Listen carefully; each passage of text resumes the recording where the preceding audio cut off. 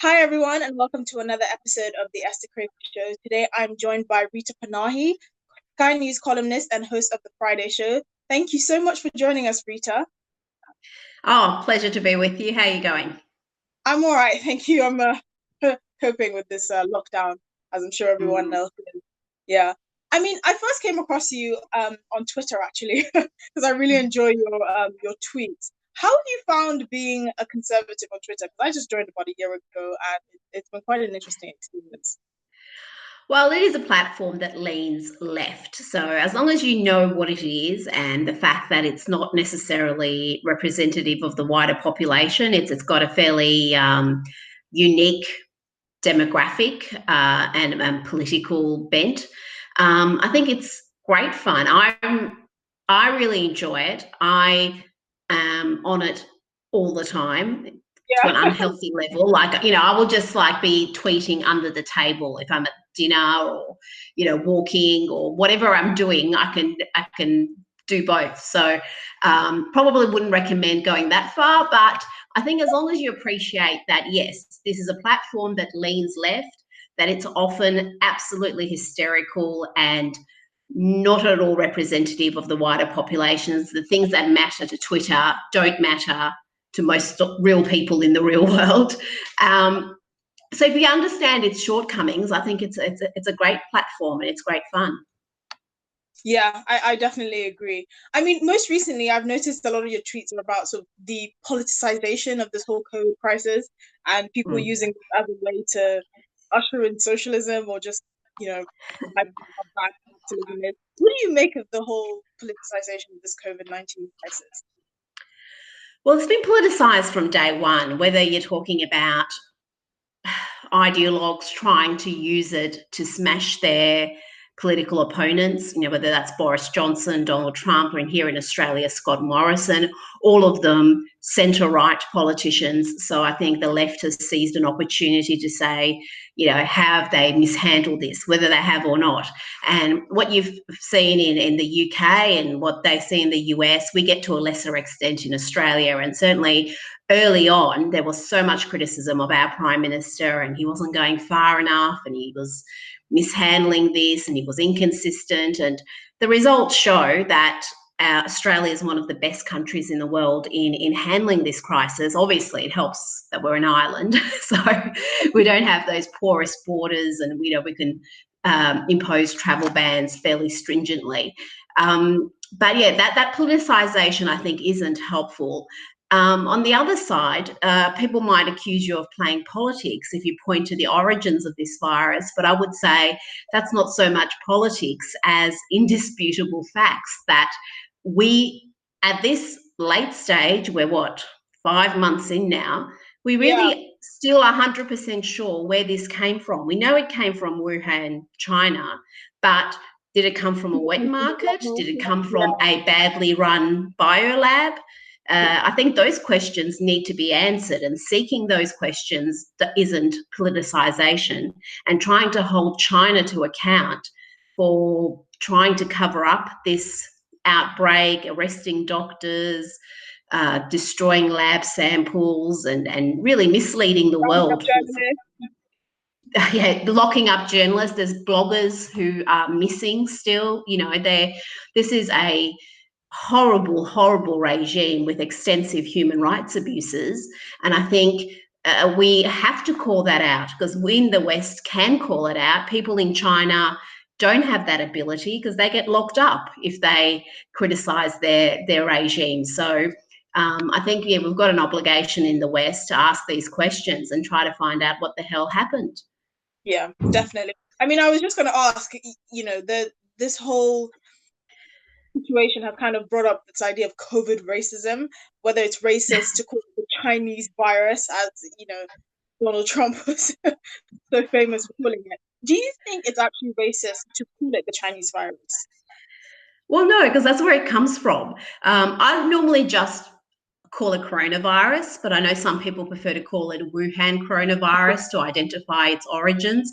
And I don't think that is in any way racist. There's a long, long history of viruses and diseases being named after their geographical location they started, whether we're talking about Ross River fever, Lyme disease, Ebola, they've all got geographical links. So that's not unusual in any way. So to try to paint that as racist, I think is just absurd. And we need to be clear about where this came from, because whether it came from a wet market or a badly run lab, China's responsible, and it's not a first. If it's from a wet market, this is not the first pandemic that has originated from one of their wet markets. So again, we have to hold them to account, and there's nothing racist about that. There's nothing racist about criticising the Chinese communist regime.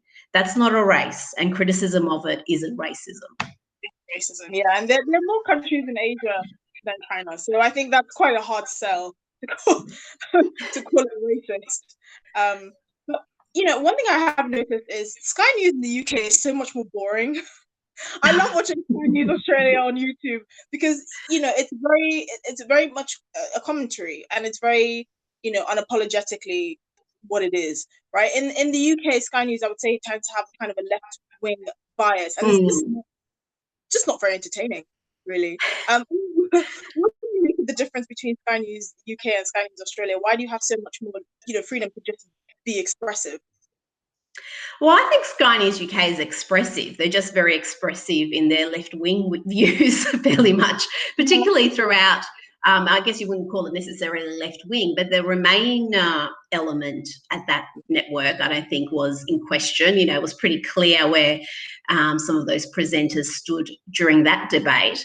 And I have no issue with columnists or anchors or TV presenters having an opinion and sharing that opinion when they're presenting something as news, when they're supposed to be utterly objective and straight down the line, then that becomes an issue. And sometimes on television, the lines between opinion and news reporting get blurred, and I think that's not great. Sky News in Australia, the lefties think it's all so right wing, it's so conservative, it's so centre right. It's not. There's actually a really broad range of opinions on that station and presenters who've got different points of view. In the evenings, in prime time, it is far more conservative than it is during the day. And during the evening, we've got those opinion-led programs.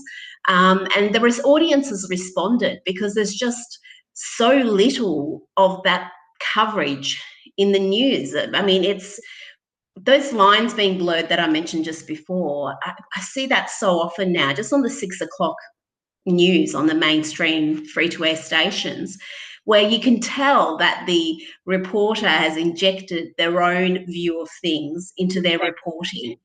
And I think that's just so unhealthy, and it's really led to trust in the media being diminished. Yeah, I definitely think that is the case. And, it is something that Donald Trump kind of ran on effectively, the fake news or the objective bias in the media.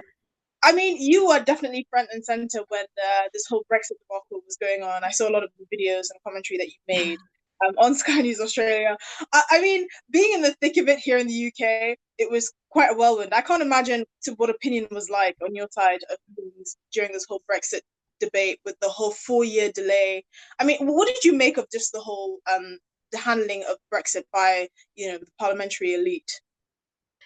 Well, it seemed just outrageous that there was the referendum, the people voted, there was a clear result, and yet the elite tried to do everything they could to frustrate that result and having that result actually be implemented. And it looked like a crisis in democracy from a distance. How can you go to the populace, have a vote, and then not implement it, try to find reasons why you can't implement it, or just have a Brexit in name, or start talking about a second referendum, or we're going to have a best of 3 now? It was just, from a distance, it looked just absurd. And these democracy deniers who cannot accept the will of the people. And the people spoke, and you may not like it, you may not agree with it, but that was the decision. And, you know, maybe 20 years down the track, if you're a Remainer, you can have another referendum, but you've got to honour the result. Yeah. I mean, and, you know, the people did speak at the last general election. They handed Labour their worst defeat in, what, 80 years? So Yeah. it was quite a blow. I mean, now Jeremy Corbyn has finally stepped down as leader of the Labour Party. We have Keir Starmer. What do you make of him and his new premiership? I know it's only been a few weeks, but do you really think he'll be able to move Labour back into sort of an electable party? Well, I think he's better than Corbyn. He's more electable than Corbyn, but I don't see him as a centrist. And he was pretty instrumental in their strategies as far as, you know, that whole Remain side of things. So I can't see him being the someone who Boris Johnson's going to lose sleep over. Not at this stage, anyway. Who knows? He may prove himself to be a savvy political operator, but at this stage, to me, he's kind of like a poor man's Tony Blair. And I don't know if I even want a rich man's Tony Blair, to be honest with you. Yeah, I think you definitely have a point. I mean, but speaking of, you know, Boris Johnson not losing sleep over Keir Starmer, which I think is a very, very fair assessment at this stage. What do you make of Boris Johnson? Because he'd been in power for what, 2 months before the full weight of this corona virus crisis hit, and obviously he was affected quite personally. What do you make of his premiership so far? Because he started off with this whole momentum scheme, getting, you know, Britain back on track and moving forward, you know, post Brexit. But obviously, we've had this crisis. What do you make of sort of how he's handled this and just, you know, the few months of his premiership? Look, I've always been a little bit on the fence about Boris. I was glad that he became Prime Minister. He got that enormous result of the general election and that massive mandate. But I've always, in the past, seen him as a little bit flaky and not following through with things as he could have. So, but that doesn't mean that's going to be characterising his prime ministership. And you know, in the early days, it seemed to be going along pretty well until this catastrophe hit the world. The UK's response to it does seem curious, again, from a distance, because you sort of were going one way and then there was a bit of a U-turn, which is different, I think, to most countries where, you know, whether you're talking about the Netherlands and Sweden, where they've gone down the herd immunity approach, or whether you're talking about Australia and you know, most of the world where we've gone towards crushing the curve or flattening the curve, the UK seem to have a bit of a bet each way. And I do wonder whether that's has a impact on your, you know, total deaths per capita, because that is quite high. Everyone's pointing at the US at the moment going, oh my God, there's so much death and destruction from coronavirus in the US. But if you look at the per capita deaths, the UK far exceeds the US. And I know there's all sorts of reasons for that with the way, you know, particularly London is high density living and all sorts of other factors. But I do wonder about that response and that change of direction, and whether long term it will have an impact, or whether long term, some experts say it really doesn't matter what you do, pretty much everyone is going to get this virus. It's been fascinating throughout this to listen to the different experts, because we're always told to listen to the science, listen to the experts, but the experts are split. You can find some really well-credentialed people who are massively at odds with others from their profession. So, you know, I don't know who you listen to. I mean, expertise doesn't always translate into policy making or good policy making, and I think that's what really, I mean, that's what I was worried about. And I think that's definitely what caught Boris out.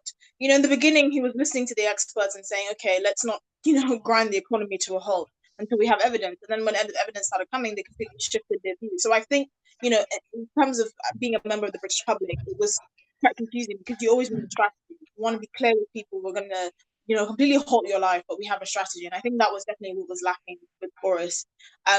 You know, and obviously this crisis has kind of put Brexit into question in the short term, because everyone is in chaos. I think your evaluation Boris is kind of spot on for me as well. Just because he was always the character with the Tories. He was always Mm. the he was always, he was London mayor. He was never really someone that you saw with kind of conviction about a particular topic. And then when this whole Brexit debate came in, he was one of the only ones that we saw on the Leave side. So it is very fair to question where his convictions are in terms of other things as well. But he didn't go for the leadership the first time, did he? Like there was an opportunity there. Maybe he didn't have the numbers. Maybe he thought it wasn't worth rolling the dice. But I would have liked to have seen him pursue that and say, I'm staking my career on this. I want to run and I'm going to deliver Brexit. And he didn't follow through. So that's one of the reasons why I've kind of had a question mark over him. And I think it was quite a shame as well because, being former mayor of London, one of the biggest metropolitan cities in the world, that would have been something he would have been known for. This is his conviction. This is what he believes. But I mean, it will be interesting to see where he stands on Brexit in the future and just how things will move along after we've finished ungrinding the economy to a halt. Well, I tell you, I mean, we've never faced something like this in our lifetime, and I do hope that the politicians remain agile, for want of a better word, because I know here in Australia there's increasing calls to open up the economy. We've had in the first 3 weeks of April 780,000 people lose their job, and if a small country, that is an enormous number of people. So livelihoods being ruined. There's all sorts of other consequences of this shutdown, and not all of them economic. Some of them will result in loss of life. So I do hope the politicians do react to the latest available data, and if they need to change direction, they change direction, and they're not just ruled by fear and the worst headlines that they see. It really is a extraordinary period in our lifetimes, and I wonder if we'll look back in 10 years, 15 years and go, like, were we all crazy? Did we all lose our minds for a few months there? I don't know. We'll see. Yeah, President Trump summed this up when he said, the cure can't be worse than the virus. So I think, hindsight is always 2020, but it is important, like you said, to kind of react based on the available data that we have. Yeah, that's it. Yeah, and that's why, I don't condemn the UK's response for having a bit of a U-turn, because that's the advice they were getting. It's not like the politicians are formulating these ideas by themselves. They're getting expert medical advice, and that's all they can go on most of the time. Exactly. Yeah, exactly. So I think it is, the public should be a bit more gracious with politicians because they know as little as we do.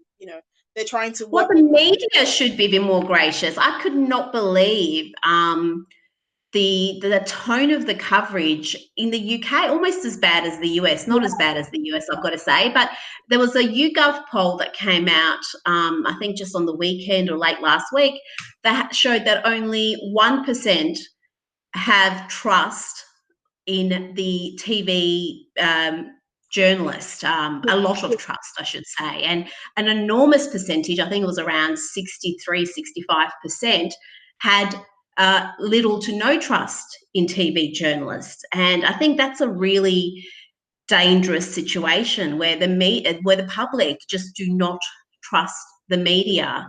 And I think the media has has to wear that blame.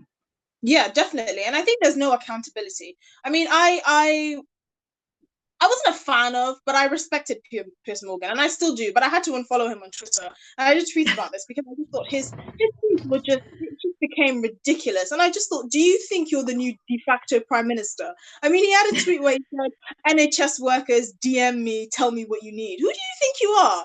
It just became ridiculous, and he effectively became the face of the coronavirus because people thought he was the one defending Britain and standing up for the NHS. But it's just like, shut up.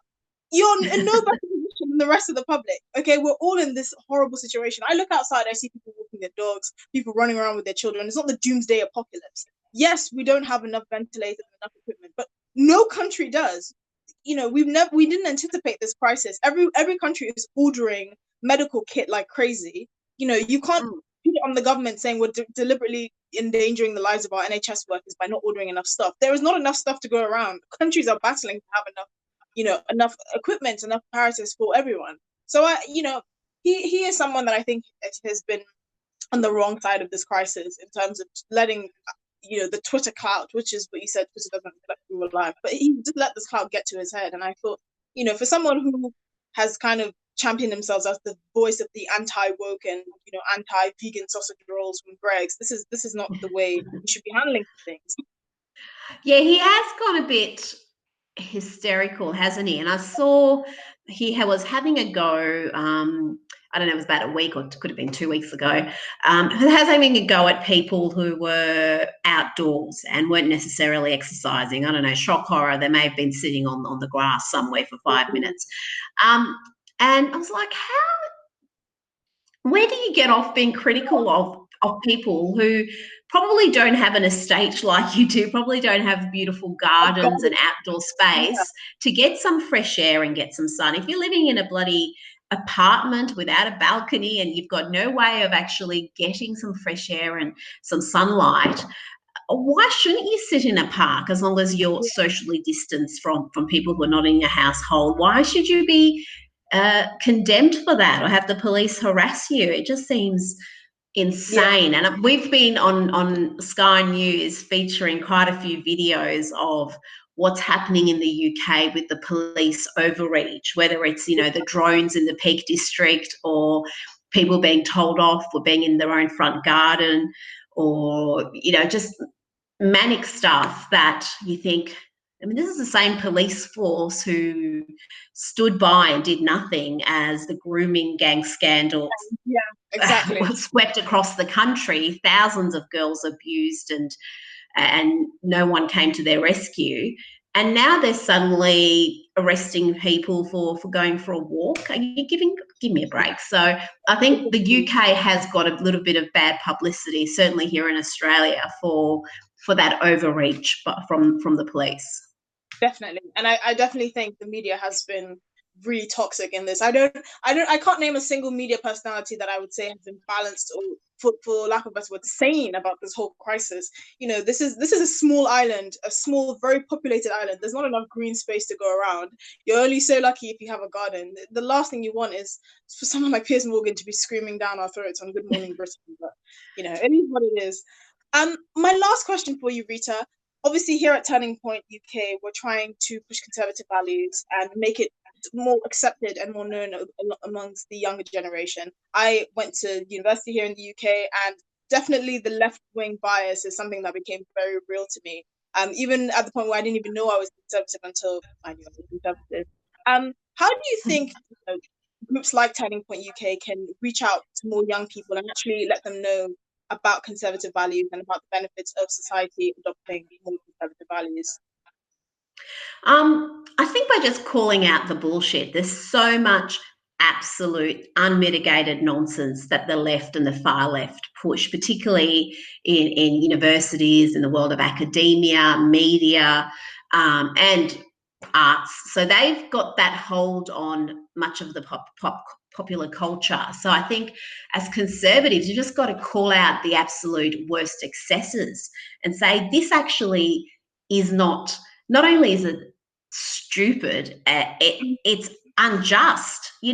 So much of what they advocate for in the name of tolerance is actually at the heart of it grossly unfair and irrational. So I think by just looking at the facts and calling out the idiocy, that's a good way of appealing to people who perhaps haven't found their ideological zone yet. They don't really know where they stand on a range of issues, and the unfairness of so much of woke activism, I think, irritates a lot of people who are not particularly political, but they can smell bullshit from a mile off, and they don't like it. Yeah, definitely. I completely agree with you there. Thank you very much for coming on, Rita. It's been a pleasure speaking with you. No problem. My pleasure. Well, next time you're in Australia, give me a call. I'll show you a couple of good spots. Okay, thanks, Esther. Thank you.